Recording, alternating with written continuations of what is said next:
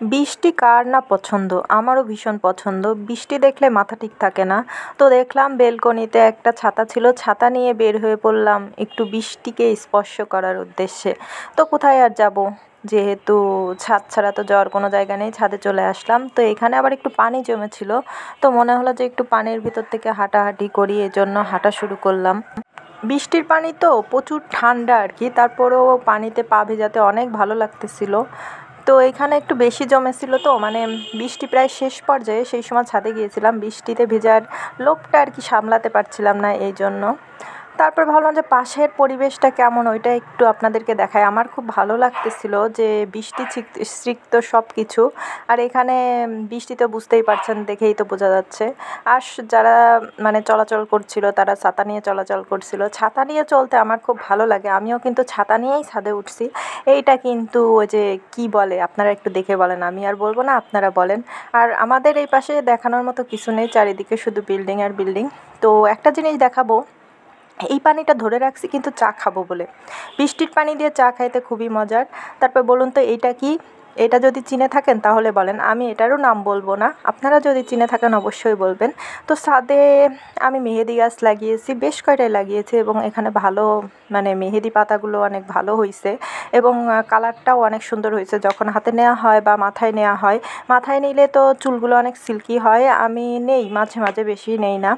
আর এখানে যে একটা ফুল দেখতেছেন না, এই সাদা ফুলটা আমার খুব ভালো লাগতেছিল, তো ভাবলাম যে আপনাদের একটু দেখাই। ফুলের ওপরে যখন বৃষ্টির পানিগুলো পড়েছিল না, তখন খুব সুন্দর লাগতেছিল। বৃষ্টি মানে হয়ে যাওয়ার পরে প্রাকৃতিক পরিবেশটা মোটামুটি ভালো লাগে।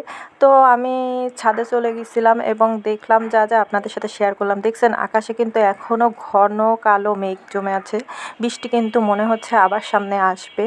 তো সেটা আপনাদের সাথেও একটু শেয়ার করলাম। আর আমার ছাদে বেশ কিছু গাছ আছে, তো আমি মানে গাছগুলো লাগানো হয়েছে, আমার আব্বু লাগাইছে, আমার ভাস্তে আছে একটা, সে লাগাইছে। কিন্তু আমি এমন অনেক গাছ আছে যেগুলোর আমি নামও জানি না। তো এগুলো যখন মন খারাপ থাকে ছাদে যাই, যখন একটু পানি দেই, মানে ঘোরাঘুরি করি এবং প্রকৃতির সাথে একটু মানে এই গাছগাছালির সাথে যখন একটু সময় কাটাই, তখন খুবই ভালো লাগে। এইটাতে কি গাছ লাগাইছে আমি জানি না, কিন্তু এটা দইয়ের পাতিল আছে না, ওইটার ভিতরে লাগানো হয়েছে আর কি। যাই হোক, তো এটা হলো লেবু গাছ।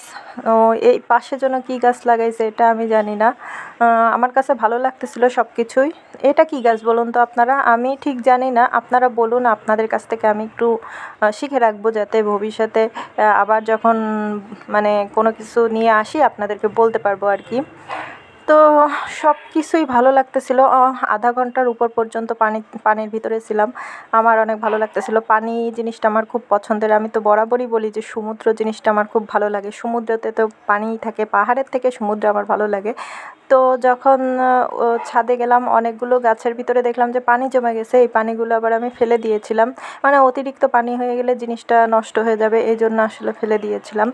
আর এটা কি গাছ বলুন আপনারা, আমি কিন্তু অত নাম জানি না, শুধু দেখতে যাই যখন, তখন ভালো লাগে আর একটু সময় কাটাই এই। কিন্তু অনেক ফুলের নাম আমি জানি না, এটা কি গাছ সেটাও আমি জানি না। তো ভালো লাগতেছিল, এই জন্য মানে আপনাদের সাথে একটু শেয়ার করলাম। এই পাতাগুলো কিন্তু অনেক সুন্দর, এটা যে দইয়ের পাতিলে রাখা হয়েছে। আজকের মতো এতটুকুই, আমার সাথে থাকার জন্য অসংখ্য ধন্যবাদ।